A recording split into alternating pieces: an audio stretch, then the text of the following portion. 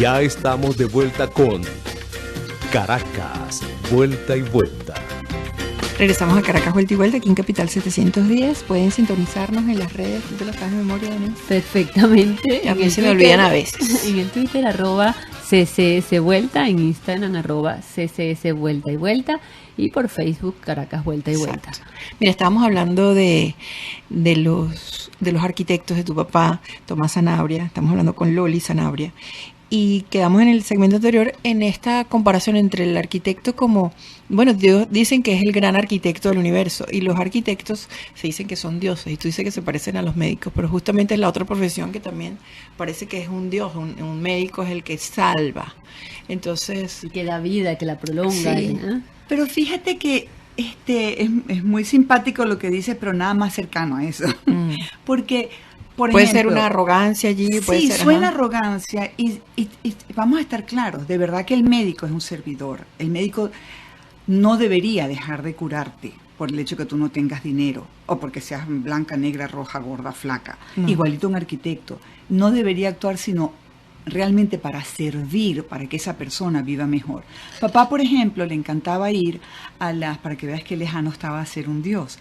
Él le encantaba ir chequear los encofrados y chequear las obras los domingos. Bueno, Por pero era supuesto, su iba entre religión, semana. el Era su religión. Él decía, por ejemplo, yo voy el domingo y no hay ningún obrero o ingeniero que me esté haciendo consultas, sino yo voy solo, reviso, hacía muchos sketches. Él tiene montones de libros de haciendo sketches de todo el proceso constructivo de cada una de sus obras. Y él decía, él pedía que los desencofrados fueran los lunes. Él revisaba el domingo y él decía, mira gorda, cuando el lunes se desencofra, si quedó perfecto el concreto, yo le doy las gracias a Dios porque Dios puso su mano. Pero si salió malo, yo tengo que ver en qué me equivoqué. Y cuando yo le decía de repente, pero papi, no seas necio porque eres tú el que se equivocó. Entonces le dice, porque yo soy el único que me puedo corregir a mí. Yo no tengo capacidad de corregir a otra persona. Y eso era mucho su característica. Hablando de las Hermoso. obras que decíamos antes, Quedamos en el Banco Central. Correcto, el Banco Central se completa años más tarde. 64 se termina el sede, le dan el Premio Nacional de Arquitectura, en el 72 se concluye la torre y en el 98 se concluye la Plaza Juan Pedro López. La Plaza Juan Pedro López la solicitan como para hacer estacionamiento y arriba una gran plaza. Papá, cuando se acuerdan que les dije que lo primero que había que hacer era estudiar al ser humano, nosotros teníamos que trabajar inmensamente en cuál era el programa de usos y necesidades de cada una de las obras. El contexto, la importancia del todo. contexto. Y los muchachos tenían que ir a ver, ¿se acuerda que les decía que se tomaba tiempo educar a un joven? Bueno, ellos les daban una cámara de foto a cada uno, un papel y un lápiz, y les decían, vaya a conocer su obra. Y conocer su obra, el que iba a servir, te llegaba y te decía, doctor, los lunes y los miércoles pasa el basurero. Cuando llueve hay 2 alcantarillas tapadas, hay un perro calentero, hay muchas peluquerías que sacan la basura y el basurero no pasa sino tal momento. Ajá. Hay muchos niños, hay pocos niños. Esa información enriquecía a papá, que por supuesto ya la había recorrido por aire tomándole las fotos y por la zona, pero eso enriquecía y a los muchachos los iba educando de una vez a que el ser humano era lo más importante, cómo funciona y cómo Claro, podemos porque ahí tienes el educarlo. entendimiento de cómo se mueve, cómo vive el espacio de esa persona que va a estar ahí, ¿no? Exactamente. Y esa plaza, por ejemplo, papá se dio cuenta que, porque no se veían niños, hasta que papá les dijo, bueno, hablen con el sacerdote, porque en la iglesia tiene que saber si hay niños. Y les dijo, claro que hay niños, pero los niños, como no hay espacios públicos, juegan en los corredores de sus casas, que son aquellos edificios que tenían el patio central. Entonces, todos esos niños hoy en día corren en la Plaza Juan Pedro López, y para la parte de seguridad el banco había dicho, tenemos que poner rejas, y papá le decía, no hay reja que no te brinque un malandro. Por En ejemplo. cambio, la iluminación, si tú pones 70 o 80 foot candles, o sea, bien iluminado, tú ahí alejas al que no tenga buenas intenciones e invitas al que las tenga. El INSE, por ejemplo, papá le pidieron al INSE en el 64, 5, por ahí más o menos, se inaugura en el 67, le dan el terreno, papá lo estudia por aire y por tierra y dice, necesito que compren el terreno de al lado. Pero bueno, Tomás, tú siempre complicándonos las vidas. No, pero es que el implante del edificio para que sea mejor y esos talleres que ustedes necesitan, el INSE tenía excelentes talleres de automóviles y de imprenta que eran elementos muy, muy pesados. Eso necesitan estar en un espacio aparte. Total, que les hace el planteamiento, los convence y le dicen, ok, todo el área pública lo queremos de locales comerciales para poder tener un ingreso. El papá le dijo, no. Todo el área pública, todas las plantas bajas van a ser área pública, porque esto es una zona muy deprimida, que necesita que se eleve. Y les hizo todo un planteamiento, por supuesto a su costo y a su dedicación, de lo que era una superación del espacio urbano. Y dijo, y yo quiero grandes obras de arte. Hay Leufert, hay Gego. Él quería un Calder, pero se iba de los costos, y tiene un maravilloso mayor que se llama La Libertad Encadenada, y eso fue una historia muy bella. Ay, cuéntala. Porque los empleados del INSE llamaban a la escultura la negra, y todos amaban a su negra, y era así como su María Leonza, como su muñeca que les daba suerte, que les daba, y saludaban a su negra y estaban muy orgullosos de ese espacio público lleno de arte, lleno de invitación. Cuando tenían como unos 15 años el INSE, lamentablemente el presidente Lucinchi le entregó en comodato a Sofía Inver la pieza, la escultura, porque Sofía le dijo, oye, en el Museo de Arte Contemporáneo se luciría mejor, ¿qué hace ahí en ese área? Papá pasó 18 años, que era lo largo del comodato. Cada año le mandaba una carta al presidente del INSE del momento y le decía, quedan 16 años, quedan 12 años, quedan 8 años, quedan 4 años, y cuando era el último año, para la devolución, para que estuvieran pendientes. Y cuando quedaba el último año me dice, gorda, como siempre, la carta. Y era un señor que se llamaba Prieto, que estaba de presidente. Ya estábamos con esta época actual, ¿no? Y el presidente recibe la carta y llama y dice, me interesa muchísimo pues recibir al doctor Sanabria y a usted, Lolita Sanabria, para que hablemos del tema. Se habla y le dicen, ok, yo quiero que usted me diseñe traer a la negra para acá. Porque habían puesto otras esculturas muy lindas, pero no era Claro. negra. Entonces trajeron la negra y la negra está nuevamente colocada en el INSE donde tiene que estar. Y tú no sabes la alegría de los empleados que todavía quedaban. Claro. Salieron y lloraban de la emoción porque le habían devuelto su negra. Uno cree que el ser humano, porque está trabajando, porque vive con problemas económicos, porque vive en zonas deprimidas, deja de valorar el arte. El arte y el espacio público es más necesario en las zonas deprimidas que en las zonas abiertas. Es así, acabas de decir una gran maravilla. verdad, acabas de decir una cosa que es casi que una frase de Biblia, ¿no? Porque siempre subestimamos la visión y la percepción que tiene el que camina por la ciudad, ¿no? Y siempre sentimos que, bueno, que se va a dar cuenta, vamos apurados, te montamos en el carrito por puesto, no sé qué, y no te das cuenta. Y la gente, o nuestros políticos, o nuestros dirigentes, o la gente que hace ciudad, los encargados de hacer ciudad, no se dan cuenta de lo importante que es hacer buena arquitectura y diseñar buen espacio público. Así es. Cuando uno vive en un espacio bien diseñado, lo percibes. Y tú como ciudadano eres distinto. O sea, tú te comportas de manera Totalmente distinta claro, es cuando correcto. entras a un espacio que está concebido para ti. Tú estás hablando que está, casi, por ejemplo, de Misión Vivienda. Misión Vivienda es una solución habitacional, pero no es arquitectura. Y ni siquiera sé si la solución es, ¿no? Pero hay esa contradicción entre ¿por qué no la belleza? ¿Por qué no la belleza para todos? Si de repente te interesa el bien común y ese es tu lema político, ¿qué pasa? Que das poco. Entonces, bueno, no, yo doy poco porque no tengo, pero aunque sea, hago esto y si crea controversia, no importa porque mi forma de irrumpir es así. O sea, Así es. yo vengo ya con una cosa de trasfondo de inquinas y problemas no resueltos y vengo a imponer. Entonces esa forma de hacer política al final termina siendo coyuntural, como también es la ciudad, tiene mucho de provisionalidad, entonces vas a hacer una misión claro, vivienda que al final pero no va a termina perdurar. revirtiéndose, además Se revierte termina total. Y vas a revirtiéndose pervertir porque, el espacio alterno. y estás pervirtiendo a la anexo, persona pues. que vive ahí o la persona que hace uso de ese espacio, Faida, porque no es lo mismo una persona que haya estudiado, como las experiencias que hemos escuchado, en un sitio como la Universidad Central de Venezuela a una persona que haya estudiado en un cuarto metido sin ventilación, Claro, sin luz. totalmente, la respuesta es distinta. Tu respuesta como profesional posteriormente a eso, o tu respuesta como ser humano, que si vives en una casita humilde, maltrecha, con necesidades, no es la misma a la de una Claro. persona que vive en un apartamentico con sus necesidades Claro, cubiertas. que de repente para el Yo que te está voy a decir mal algo. o está damnificado, ese espacio es una gloria.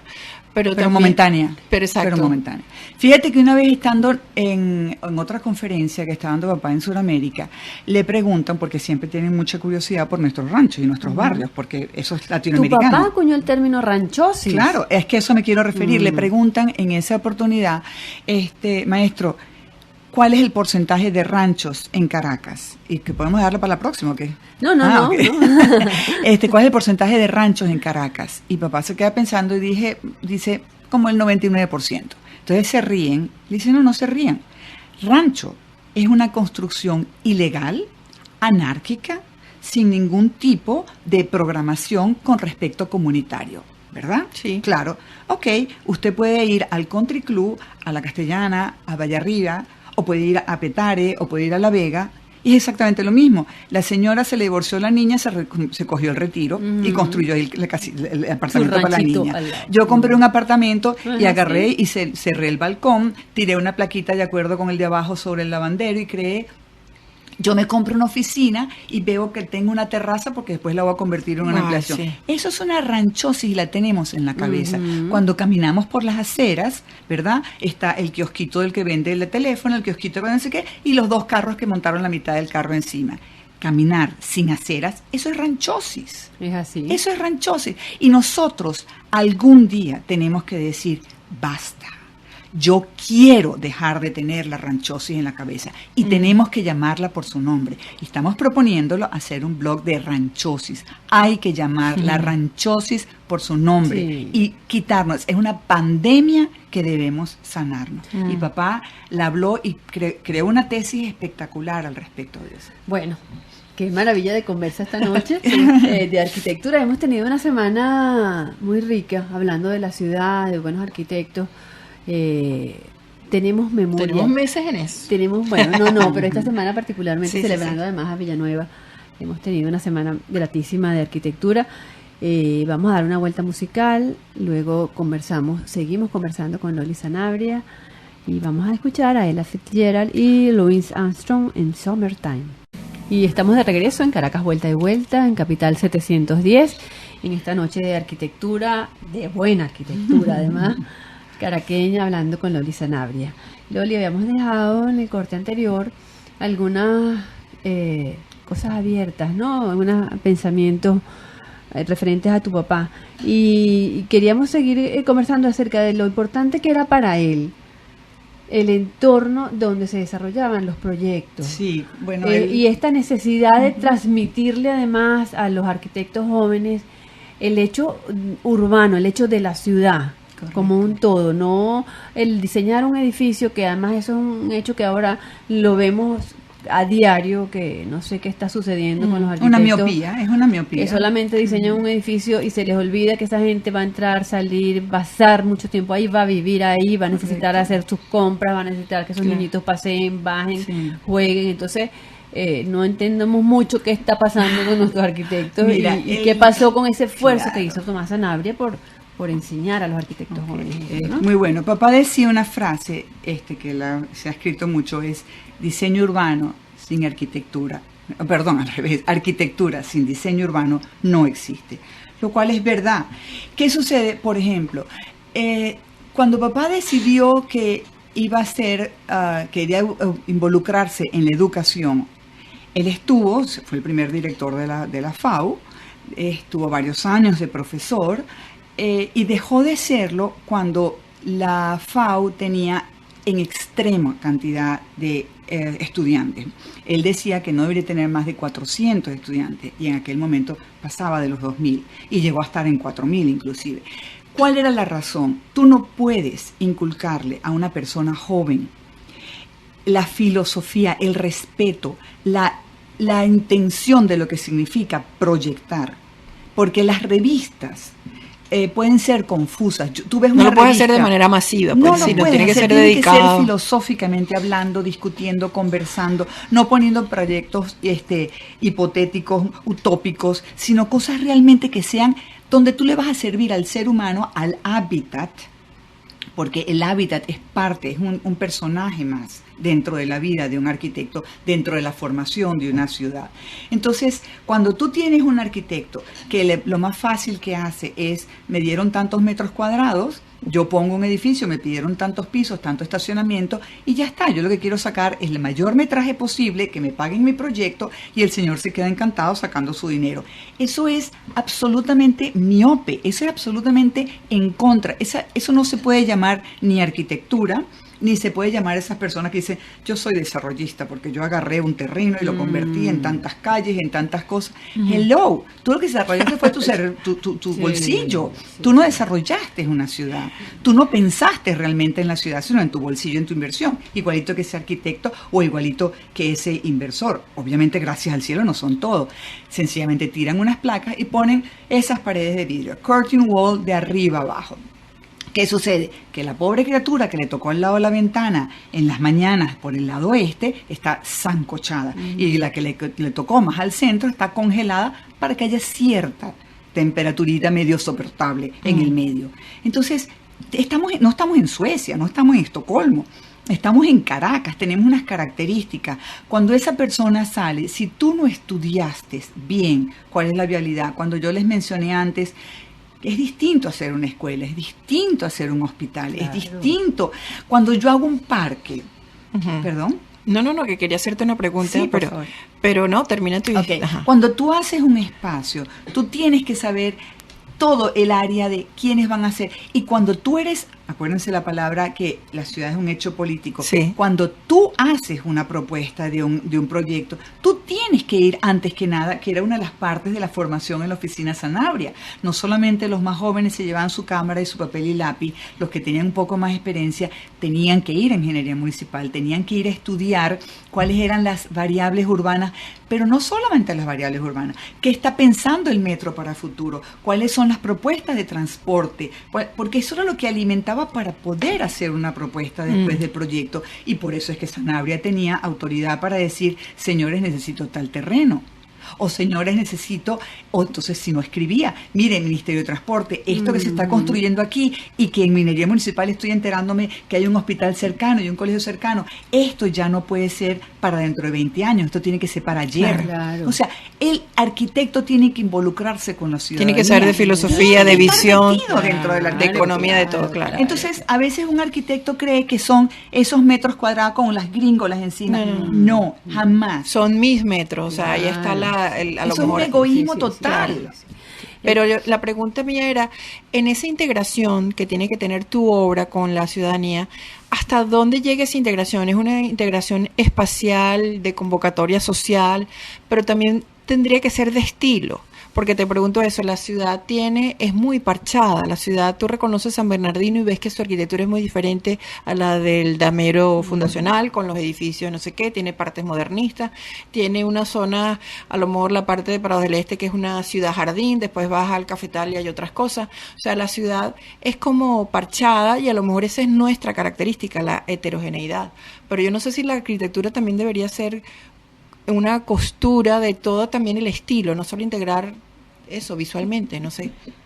Depende, porque fíjate, papá, por ejemplo, en La Vega, gracias a la Fundación Alberto Folmer, Ajá. tenemos conservado absolutamente toda la obra de papá. Ajá. Es una maravilla porque se llama la colección Sanabria, y esa colección, papá tiene, por ejemplo, en su análisis de la ciudad, él tiene desde 1946 como piloto hasta el 2004 que pudo volar, él tiene 10.700 diapositivas aéreas de cómo fue cambiando el valle, absolutamente catalogadas.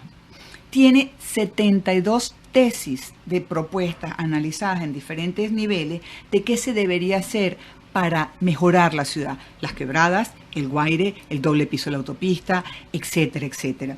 Tiene análisis urbanos de sectores de la ciudad, pero de otra ciudad, que nadie se las pedía, pero como piloto, como individuo, él pensaba y proponía, y eso lo discutía después con nosotros en las mesas. Eran tertulias para enseñarnos a pensar, para enseñarnos a hacer esta colección. ¿En la mesa de trabajo o llevaba el trabajo a la casa? O No, sea, en las mesas de trabajo, en la ok, oficina. ok. En la oficina. Papá nunca paró de trabajar. O sea, yo no sé a qué hora durmió. Ahora que me toca llevar esta colección adelante, yo no sé a qué hora durmió mi papá. Porque además era un excelente padre y nos ponía súper creativos a nosotros también. Siempre había una inquietud. Pero, ¿por qué hizo? Ahorita Luisra me preguntó, un maravilloso periodista, me preguntó, ¿tu papá cuando trabajaba pensaba en que iba a tener una colección? No. Él al final disfrutó de montar esta colección porque la Fundación Follmer, Alberto Follmer, su amigo, le dijo, Tomás, esto no se puede quedar a un lado. 92 libros de sketches de todas partes del mundo. Espectacular. Entonces, ¿qué sucede? Que esa propuesta de mantenerla era porque sus obras no eran solas. Él caminaba y pasaba por donde estaban las guachintoyas de la electricidad de Caracas, y si las guachintoyas estaban secas, escribía una carta al presidente de la electricidad de Caracas, y si el INSE estaba descuidada, la negra, y si el Humboldt estaba montada, toda la vida estuvo pendiente de sus Vigilante de la obras. Bueno, nada, entonces la invitación es a los arquitectos, a los interesados, a los Encantados, estudiantes, encantados. a consultar la información que hay en la Claro, colección, ¿verdad? claro. ¿Cuál es la manera de consultar con ustedes? Mira, ahorita estoy acercarse? renovando la página web, Ajá. pero me pueden escribir a coleccionsanabria.com y con muchísimo gusto les contesto. Ahí Bueno, voy a estar perfecto. yo. Entonces, Bueno, hemos nos terminado. despedimos esta noche tan sabrosa, Sanabria por Sanabria, Es así. y de costura, porque al final yo creo que eso, la integración urbana y humana, eso debe ser una fusión y un objetivo de Es ciudad. así, de reconocimiento, De reconocimiento. de memoria, de resistencia. Y de resistencia. respeto al Sí, ser humano. y de respeto, Eso. es así. Nuestro evangelio según Caracas vuelta y vuelta, en nuestro versículo 80. Ok. Usamos los sentidos sin darles utilidad al conectarlos con nuestra responsabilidad como profesionales, como ciudadanos, como seres humanos. Es por ello que vemos sin mirar, olemos sin percibir, escuchamos sin alterarnos. Ciertamente estamos aislados de lo que nos rodea. ¿Qué nos pasa? Nos hemos mimetizado el contexto que dejamos corroer. Estamos actuando de forma muy diferente a lo que en la educación como arquitectos trataron de inculcarnos en la universidad. Observamos la ciudad igual que cuando vemos una película en una pantalla de un cine o cuando vemos la vitrina de una tienda. No sentimos la necesidad de intervenir, y si no lo hacemos nosotros, ¿quién lo hará? Es ahora cuando Caracas y toda Venezuela necesitan más de nuestra intervención, de conceptos diáfanos y sencillos, de espacios agradables como la importancia de una acera y todo ese mundo que ella encierra como elemento urbano. Esto es de Tomás Sanabria, por supuesto. Caracas vuelta y vuelta se despide de la escena esta mañana, cuando volveremos a hacer contacto a las 7 de la noche por Capital 710. En el control máster, Estefanía Coveñas. Operador de grabación, Raúl Sánchez. Producción de la emisora, Vicente Chino Gamboa. En la pasión por Caracas y conducción y producción de este espacio, Inés Espinal. y Faida Namens. Apreciaremos sus comentarios en el Facebook Caracas Vuelta y Vuelta, en Twitter @CC Vuelta, en Instagram @CCS Vuelta y Vuelta. Buenas noches, Caracas. Donde quiera que estés. Caracas, vuelta y vuelta.